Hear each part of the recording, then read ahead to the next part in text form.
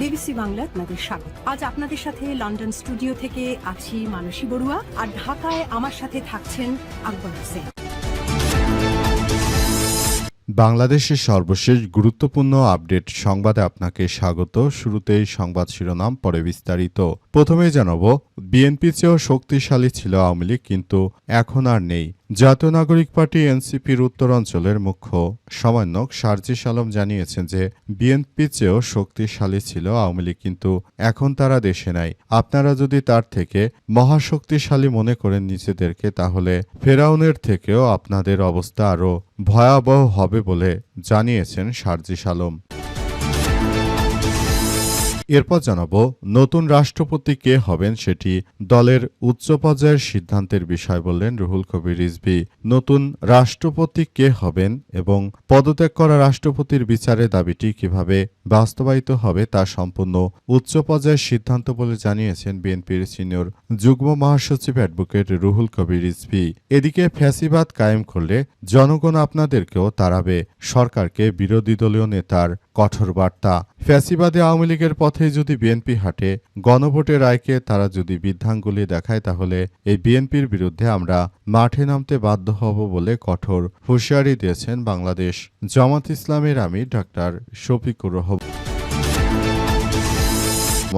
এবারে জানাবো, একমাত্র ছেলের ছুরিকাঘাতে প্রাণ গেল বাবা মায়ের। চট্টগ্রামের আনোয়ারা উপজেলা একমাত্র ছেলের ছুরিকাঘাতে বাবা মার মৃত্যু হয়েছে। এই ঘটনায় অভিযুক্ত ছেলে রিমন দাস গুপ্ত বয়স ৪২কে গ্রেপ্তার করেছে পুলিশ। আজ উপজেলার হাইলধর পূর্ব গুজরা এলাকার চৈতন্য মহাজন বাড়িতে এমন ঘটনা ঘটে। নিহতরা হলেন মৃত রেবতী দাস গুপ্তের ছেলে স্বপন দাস গুপ্ত বয়স ৬৫, তার স্ত্রী কল্পনা দাস বয়স ৫৫। এদিকে শিক্ষামন্ত্রীর পদত্যাগের পর এবার সরকার পতনের ডাক দিলেন রাহুল গান্ধী। তিনি আরও লিখেছেন, এখনও দুটি দাবি রয়েছে যা পূরণ হয়নি, আর তা হল শিক্ষার্থী এবং ভারতের ভবিষ্যৎকে সম্মান জানিয়ে প্রধানমন্ত্রী নরেন্দ্র মোদীর ক্ষমা চায় এবং শিক্ষার্থীদের উপর সহিংসতার জন্য দোষীদের বিরুদ্ধে ব্যবস্থা নেওয়া। এবং তিনি আরও যোগ করেন, সমাজে অন্যান্য অংশ যাদের এই সরকার দমন ও নিষ্পেষণ করছে, কৃষক, শ্রমিক, দরিদ্র, তাদের এখন সংবিধানসম্মত উপায় সাহস নিয়ে নিজেদের অধিকার ও মর্যাদা রক্ষার সময় সরকারকে সরানোর সময় এসেছে। ভয় পাবেন না, আপনাদের সাথে রয়েছে আমরা বলে জানিয়েছেন রাহুল গান্ধী। এবং সর্বশেষ জানাবো, ভারতের নতুন শিক্ষামন্ত্রী প্রহ্লাদ যোশী। ভারতের কেন্দ্রীয় শিক্ষামন্ত্রীর পদ থেকে ধর্মেন্দ্র প্রধানের পদত্যাগের পর নতুন শিক্ষামন্ত্রী হিসেবে দায়িত্ব পেয়েছেন কেন্দ্রীয় মন্ত্রী প্রহ্লাদ যোশী। তিনি বর্তমানে দায়িত্বের পাশাপাশি শিক্ষা মন্ত্রণালয়ের অতিরিক্ত দায়িত্ব পালন করবেন। প্রিয় দর্শক, এতক্ষণ শুনছিলেন সংবাদ শিরোনাম, এবারে বিস্তারিত। তবে তার আগে বন্ধুরা, অনুরোধ থাকবে এই সংবাদটিতে একটি লাইক দিন। এই চ্যানেলে আপনি নতুন হয়ে থাকলে আমাদের সংবাদটি দেখতে দেখতে চ্যানেলটি সাবস্ক্রাইব করে রাখুন। কমেন্ট করে বন্ধুরা আপনার মূল্যবান মতামত জানিয়ে দিন আপনি বিশ্বের কোন দেশ থেকে বা বাংলাদেশের কোন স্থান থেকে আমাদের সংবাদটি দেখছেন এবং শুনছেন। আর বন্ধুরা, সংবাদটি আপনার সোশ্যাল মিডিয়া ফেসবুকে শেয়ার করে বন্ধুদেরও দেখার সুযোগ করে দিন। গাজা যুদ্ধে আপনি যদি নিরীহ ফিলিস্তিনিদের ভালোবেসে থাকেন, বন্ধুরা কমেন্টে ইয়েস লিখে পুরো বিশ্ববাসীকে আমাদের এই তাজা আপডেটটি দেখার সুযোগ করে দিন। এবারে বিস্তারিত। বিএনপির চেয়েও শক্তিশালী ছিল আওয়ামী লীগ, কিন্তু এখন তারা বাংলাদেশে নেই বললেন সার্জিস আলম। জাতীয় নাগরিক পার্টি এনসিপি নেতা এবং বাংলাদেশের উত্তরাঞ্চলের মুখ্য সমন্বয়ক সার্জিস আলম জানিয়েছেন যে এই বিএনপি থেকেও আওয়ামী লীগ আরও অনেক বেশি শক্তিশালী ছিল, সুতরাং তারাও শিক্ষার্থীদের আন্দোলনের মুখে দেশে থাকতে পারেনি, আর বিএনপি তারা তো থাকার প্রশ্নই আসে না বলে জানিয়েছেন তিনি। সার্জিস আলম আরও জানিয়েছেন যে বাংলাদেশটাকে একটি সুন্দর ও সমৃদ্ধির একটি আধুনিক রাষ্ট্রে পরিণত করতে হলে গণভোটে অবশ্যই অবশ্যই সরকারকে গণভোট বাস্তবায়ন করতে হবে। যদি এই গণভোট নিয়ে তারা এই ধরনের কার্যক্রম চালায়, সেটি আমাদের জন্য অত্যন্ত দুঃখজনক ব্যাপার হয়ে দাঁড়াবে। তাই তাদের উদ্দেশ্য করে আমরা বলে দিতে চাই যে এখনই তাদেরকে এসব বিষয় নিয়ে সিদ্ধান্ত নিতে হবে। তারা যদি গণভোটকে বাস্তবায়ন নাই করে সাফ জানিয়ে দিতে পারে তাদের বিরুদ্ধে, শিক্ষার্থীরা আবারও মাঠে নামতে প্রস্তুত বলে জানিয়েছেন তিনি। সার্জিস আলম আরও জানিয়েছেন যে দেশটাকে আমরা সুন্দরভাবে গড়ে তুলতে চাই।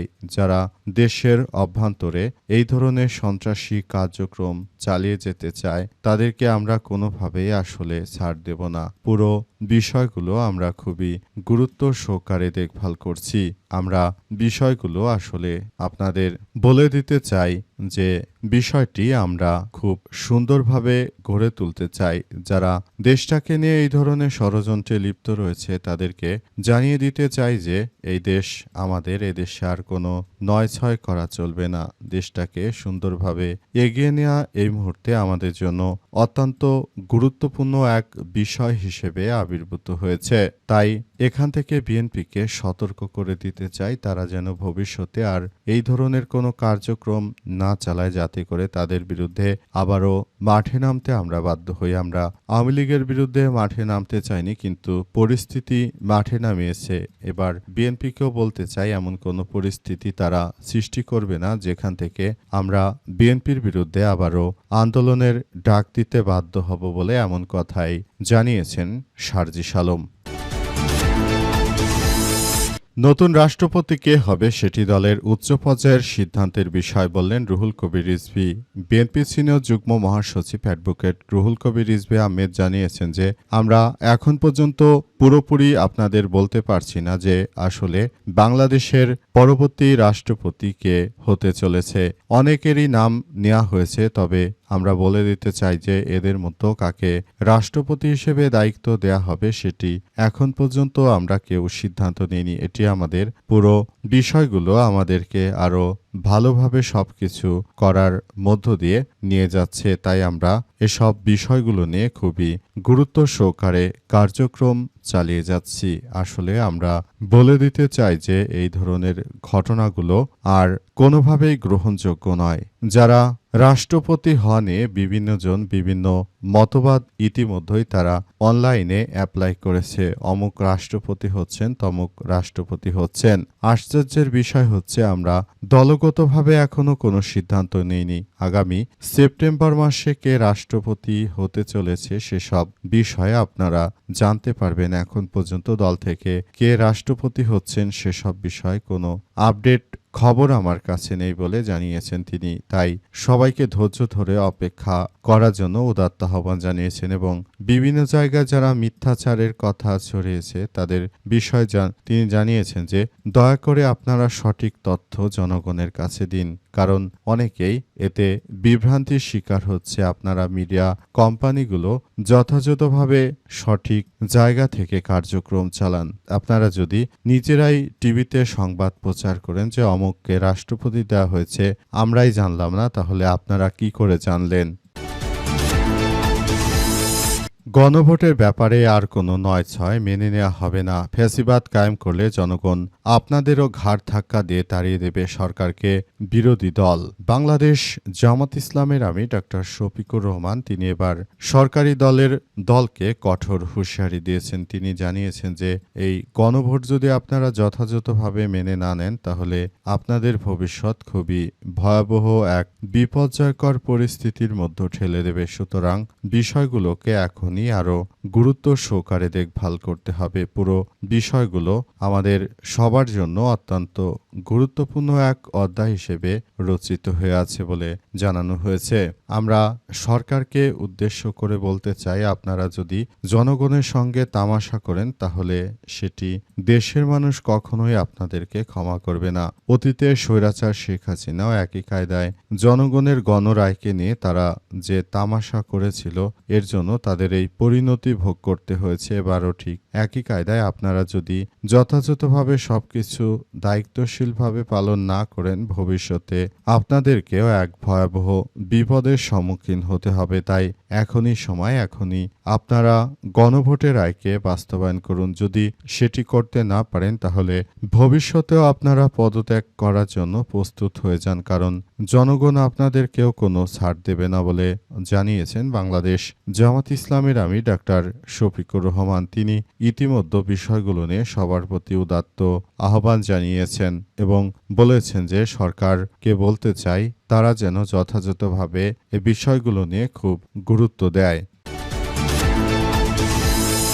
একমাত্র ছেলে ছুরিকাঘাতে প্রাণ গেল বাবা মায়ের। চট্টগ্রামের আনোয়ারা উপজেলায় একমাত্র ছেলে ছুরিকাঘাতে বাবা মার মৃত্যু হয়েছে। ঘটনায় অভিযুক্ত ছেলে রিমন দাশগুপ্ত ৪২কে আটক করেছে পুলিশ। মৃত ব্যক্তিরা হলেন স্বপন দাশগুপ্ত ৬৫, তার স্ত্রী কল্পনা দাস ৫৫। আসলে তাদের উপর তার এই ছেলের অত্যাচারে তাদের মৃত্যু হয়ে গেল। এমনিভাবে বাংলাদেশে এতটা নৈতিক স্থলনজনিত ঘটনাগুলো ঘটছে যেটি আমাদের সমাজকে একদম কুড়ে কুড়ে খাচ্ছে। আমরা মনে করি বর্তমান সময়ে যে ধরনের কার্যক্রম বাংলাদেশে চলছে এখান থেকে সবাইকে বেরিয়ে আসতে হবে, সবাইকে আরও একটি ভালো অবস্থানে যেতে হবে বলে জানানো হয়েছে। তাই বিষয়গুলো সবাইকে এখনই আরও ব্যাপক কার্যক্রম চালিয়ে যেতে হবে। সবাইকে যার যার জায়গা থেকে যথাযথভাবে দায়িত্বশীল ভূমিকা পালন করতে হবে যাতে করে ভবিষ্যতে আর এই ধরনের কোনো ঘটনা না ঘটে বলে আমরা মনে করি। বর্তমানে যেভাবে দেশের মানুষের নৈতিক স্থলনজনিত ঘটনাগুলো দেশে ঘটছে সেটি সবাইকেই খুব বেশি পীড়া দেয়। আমরা এমন ধরনের ঘটনা আর দেশের অভ্যন্তরে দেখতে চাই না। আমরা চাই দেশটা একটি সুন্দর ও সমৃদ্ধির একটি রাষ্ট্র কাঠামো নিয়ে এগিয়ে যাক, সেই প্রত্যাশা আমাদের, কিন্তু আসলে শেষ পর্যন্ত এটি আসলে সেভাবে আর যাচ্ছে না। দেশের মধ্যে হাজারো রকমের সমস্যা কিলবিল করছে। আসলে এখান থেকে বেরিয়ে আসা আমরা বাঙালি হিসেবে কি করব জানি না, হয়তো আমাদের নিজেদেরকেই মানসিকভাবে ঠিক হতে হবে। তা না হলে জন্মদাতা জন্মদাত্রিনী পিতামাতাকে এভাবে ছুরিকাঘাত করে হত্যা, এর মতো আর নিকৃষ্ট কাজ হতে পারে না যেটা বাঙালিদের দ্বারা বর্তমান সংগঠিত হচ্ছে।